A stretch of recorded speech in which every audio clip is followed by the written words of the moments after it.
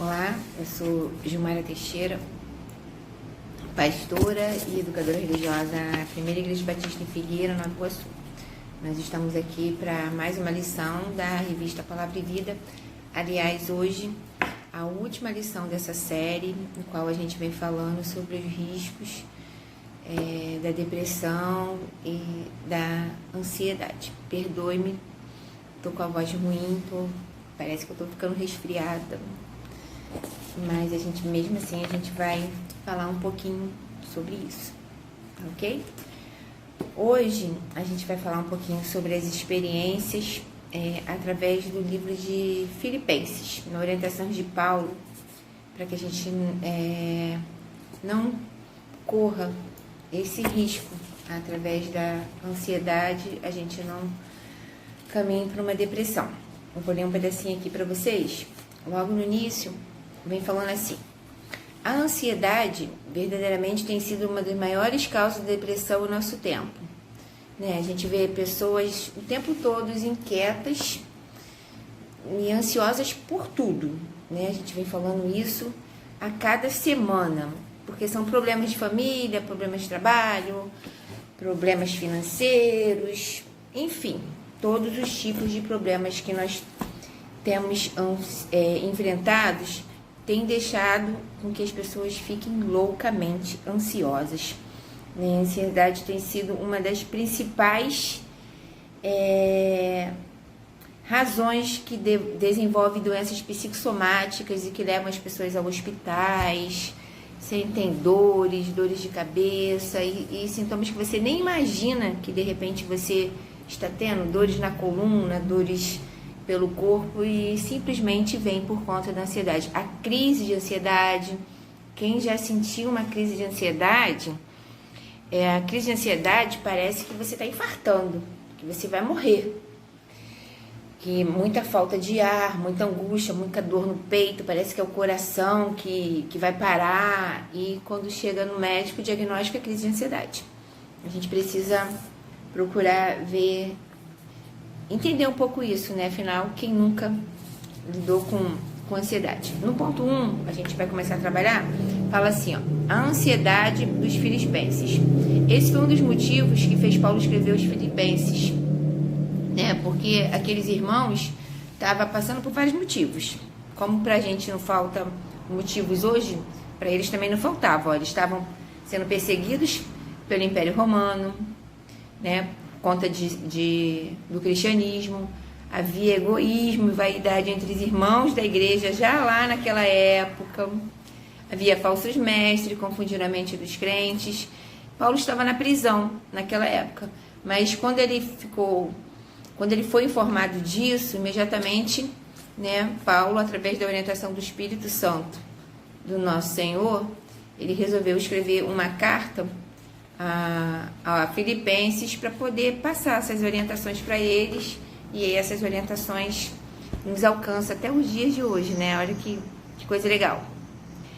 E essa carta tá lá em Filipenses, eu vou ler com vocês aqui, Filipenses 4, de 4 a 9, muito conhecida, mas para quem não conhece, olha que legal. Alegrai-vos sempre no Senhor. Outra vez digo, alegrai-vos. Seja a vossa moderação conhecida de todos os homens. Perto está o Senhor. Não andeis ansiosos por coisa alguma. Em tudo, porém, sejam conhecidas diante de Deus as vossas petições, pela oração e pela súplica, com ações de graça, e a paz de Deus, que excede todo entendimento. E a paz de Deus, que excede todo entendimento, guardará o vosso coração e a vossa mente em Cristo Jesus. Finalmente, irmãos, tudo que é verdadeiro, tudo que é respeitável, tudo que é justo, tudo que é puro, tudo que é amável, tudo que é de boa fama, se alguma virtude há e se algum louvor existe, seja isso que ocupe o vosso pensamento. O que também aprendestes e recebestes, e ouviste e vistes em mim, isso praticai, e o Deus da paz será convosco. Então, Paulo, ainda na prisão, orienta aos filipenses a não ficar ansiosos. Ai, Gilmara, mas falar é fácil. Realmente, falar é fácil. complicado é vivermos. Mas o que a gente traz para a nossa reflexão do dia de hoje? Que Paulo lembra que o verdadeiro motivo para viver não vivermos mergulhados na ansiedade e na angústia pelo que vai acontecer hoje, ou amanhã, ou daqui a anos, é levar as nossas orações, as nossas aflições em petições ao Senhor, coisa que nem sempre nós temos feito. Porque no momento de angústia, no momento de aflição, qual é a primeira coisa que a gente faz? A gente se sente fraco, a gente se sente tão angustiado que a gente cessa com as nossas orações. A gente cessa com a nossa leitura bíblica. A gente larga mão, a gente deixa de usar o que melhor nós temos, a arma que nós temos. Né? A gente não se defende, a gente fica totalmente solto. E essa carta é muito interessante quando o Paulo vem falando isso. No 2 ele fala assim, ó: a palavra de Deus nos fala que por trás da ansiedade encontra-se possivelmente um grave erro, a desconfiança ou descrença na soberania de Deus. Ué, mas o crente é descrente, Paulo quer dizer que por mais que eu creia, por mais que você creia, no momento de angústia, no momento de aflição, no momento da ansiedade, nos tornamos descrentes. A gente não consegue ver a famosa dita luz no fim do túnel. Parece que não vai acontecer, não há saída. O nosso cérebro parece que trava, e é realmente isso. A ansiedade nos trava. A ansiedade, ela trava o ser humano de uma tal forma que a gente não consegue buscar a Deus. Olha que interessante isso, e complicado, né? Então, o que a gente acaba falando? Aqui na lição ainda vai trazer isso pra gente. Desconsiderar a bondade e o poder de Deus no meio de uma tribulação nos torna incrédulos. É isso que está falando. Eu, Gilmara, incrédula? Gente. Eu, Gilmara, pastora, educadora religiosa, professora, quando estou passando por momentos de angústias, de tribulações, de problemáticas familiares, me torno momentaneamente incrédula. Isso. Porque eu sou ser humano, sou uma pessoa como outra qualquer. Eu não tenho superpoderes. Raios saem dos meus dedos. Eu resolvo os conflitos e as tribulações. Comigo não. É pra mim, é pra você não. Não, isso não acontece. Eu me torno incrédula. Momentaneamente, eu deixo de orar, eu me sinto a pior pessoa do mundo, me sinto péssima. Mas a lição também vem nos orientando, né? Na carta aos Filipenses, a gente aprende isso. Lê Filipenses, é bem pequenininho. Que o que não pode acontecer é a gente continuar prostrado dessa maneira o tempo todo. A gente tem que... peraí. Como que eu saio disso? Bíblia, leitura bíblica. É isso, não estou lendo a Bíblia. Oração. Caramba! Como que eu posso chegar até o meu pai e pedir para ele me ajudar e eu não estou fazendo isso? Que burra, Gilmara. Falei uma palavra forte, né? Falei para mim, para você não. Mas é assim que eu me sinto. Caramba, por que eu não fiz isso? Porque a gente se sente tão fraco, tão angustiado, que dá um branco aqui, ó. Dá um branco e você não sente vontade de fazer nada. Você se sente prostrado. A palavra é essa, caído, né? Se prostrar, se jogar, se cair, não querer. Sendo que, a gente tem que lembrar que a gente pode levantar, né? A lição na palavra 62, na página 62, vem falando, o problema é que a maioria das pessoas afirma que nos momentos de tribulação não consegue encontrar forças para orar ou ler a Bíblia. A gente está fraco. Então, só que o que a Bíblia diz também, que quando você está fraco, você está forte. Recebe aí, pega isso. Né? E daí, vem uma parte pior. Se você não tomar cuidado, vem vontade de morrer. Você, não tem mais saída para o meu problema, não vejo solução, quero a morte. A gente falou, acho que na semana passada, retrasada, eu não me lembro, que chegar a pensar no suicídio chega a ser normal. O problema é você começar a caminhar para isso, né? Para a questão do suicídio. A gente está, aliás, a nossa lição, hoje é a última lição, mas coincidiu, né? A nossa última lição está sendo realizada no Setembro Amarelo. Setembro Amarelo é a campanha que alerta, né, sobre o suicídio, sobre a depressão, sobre a ansiedade, sobre todas essas doenças, né, psicossomáticas, doenças mentais, enfim. O foco é a depressão, mas que leva geralmente ao suicídio. A gente só cuida da depressão em setembro? Não. Aliás, minha parede amarela, combinou, ficou show. Não foi intencional. Mas o Setembro Amarelo é para chamar mais atenção. Mas a gente tem que cuidar em todos os meses, de janeiro a dezembro. O Setembro Amarelo é para que você tenha esse olhar maior, né? A gente vem falando de ter esse olhar o tempo todo, né?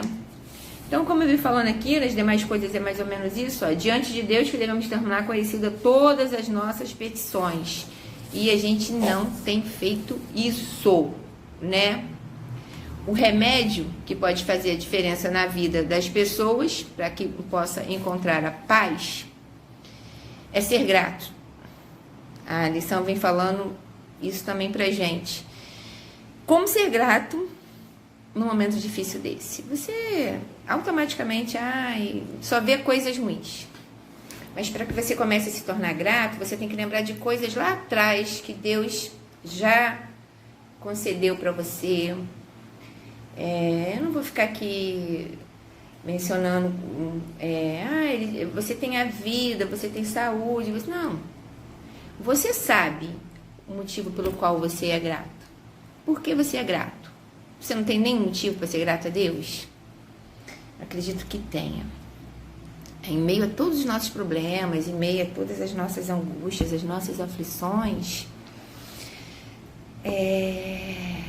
nós temos motivos para ser gratos a Deus, né? Quando a gente começa a ser grato, a gente começa a pedir socorro a Deus, a pedir perdão a Deus. Senhor, me perdoa, tu já fizeste tanto por mim, eu tô aqui murmurando, lamentando. E você começa a sair, sabe, do fundo do poço no qual você estava. Então, isso é muito legal, Não podemos, no pensar e agir, não podemos e nem devemos viver como se os problemas não existissem. Eles existem, lógico. Precisamos encará-los de frente. Frasezinha complicada, né? Não podemos viver como se os problemas não existissem. Gente, os problemas sempre vão existir. Mas a gente precisa encarar eles de frente. Agora, eu tenho uma forma de encarar, você tem outra, você precisa buscar a melhor maneira. Sendo que a Bíblia e a oração, elas fazem parte desse conjunto para encarar a melhor maneira. Hoje, como é a nossa última lição, eu queria relembrar com vocês aqui rapidamente, a gente está terminando. Eu vou dar uma lida aqui, porque eu não me lembro toda de cabeça, mas nós estudamos, tá aqui do meu lado, sobre o crente e o sofrimento. Olha, sobre a universalidade da ansiedade e da depressão, a universalidade falou que depressão pode dar em rico, pobre, preto, branco, qualquer pessoa, universal, né?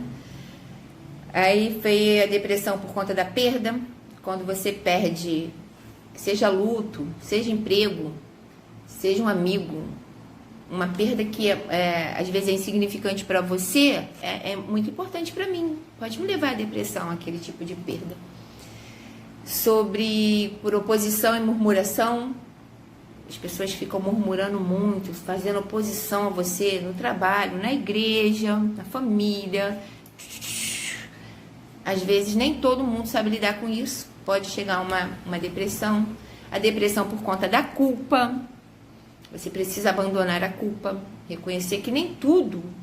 A culpa é sua. Não foi culpa sua. Larga isso.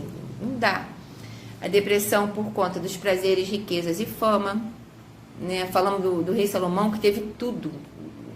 O cara podia ter tudo o que quisesse. E no final ele viu que não trouxe felicidade. Depressão por conta das frustrações. A gente às vezes quer tanto uma coisa, mas a gente se frustra. E às vezes até consegue, se frustra com o que conseguiu. Fala, não era isso que eu queria, não. E fica em depressão por conta do ódio. Guardar um ódio, uma coisa assim. A gente aprendeu, eu aprendi, olha, porque eu aprendo. Eu aprendo o tempo todo, eu tô aprendendo o tempo todo. Nossa, que bacana, isso eu não sabia. Que o ódio é um sentimento legal. Como assim? Não tem problema, assim, todos os sentimentos são legais, mesmo os ruins. Você não pode cativar ele de forma que ele cresça tanto dentro de você. A pessoa me fez eu ficar com uma raiva, me deu um ódio. Tudo bem, mas eu tenho que dominar aquilo e tirar o ódio da minha vida. Aprendi. A depressão por conta da comparação. Fulano tem isso, fulano tem. Fulano tem. É ele, eu não. Mas eu tenho outras coisas bacanas que o fulano não tem. Tranquilão. Sobre a rejeição da solidão.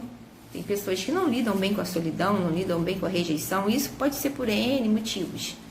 Tudo isso pode levar à depressão, gente. Olha só. A depressão por conta da decepção consigo mesmo. Para de se cobrar tanto. Tem gente que se cobra, quer ser melhor, ou quer tudo perfeito, quer tudo certinho. Não dá. Semana passada, por conta das tribulações, vão vir tribulações. Caraca, não tem jeito. E hoje, né, por conta da ansiedade, vamos ter momentos de ansiedade. Então, olha, foram 13 semanas bem legais, batendo papo com vocês, para que a gente entendesse que temos que tomar conta um dos outros, temos que tomar conta de nós mesmos, porque se nós não estivermos legais, como que a gente vai tomar conta do outro? As pessoas fazem uma grande confusão. Amar ao próximo como a ti mesmo, segundo mandamento. Como que eu vou amar o outro se eu não me amo? Primeiro se ame. Se você não se amar, como que você vai amar o outro? Se você não cuidar de você, como que você vai cuidar do outro? Aprendi. Muito legal, sabe? Então, os neurotransmissores têm que estar funcionando. Se não estiver legal, eu tenho que procurar um psiquiatra. Eu tenho que procurar um psicólogo. Existe psicanalista, existe sessão de hipnose.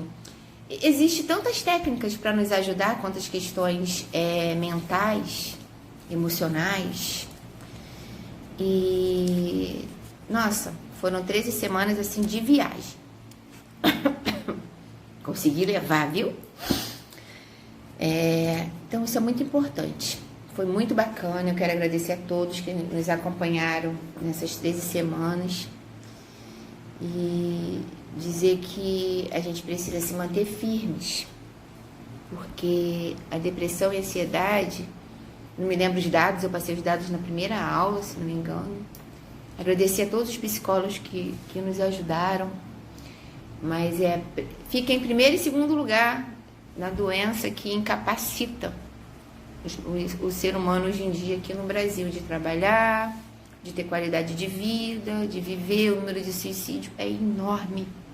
Nossa, muito grande. Então é isso, gente. Muito obrigada. E ó, a nossa EBD virtual não vai parar não, tá? Semana que vem vai ser a nossa primeira aula sobre alguns assuntos bem bacanas. Assim, bem bacana em relação à quarentena. Coisas que foram surgindo durante essa quarentena aí, tá? Que Deus proteja a todos, os guarde, guarde o coração de vocês, a mente, em relação à ansiedade e à depressão. Fiquem com Deus.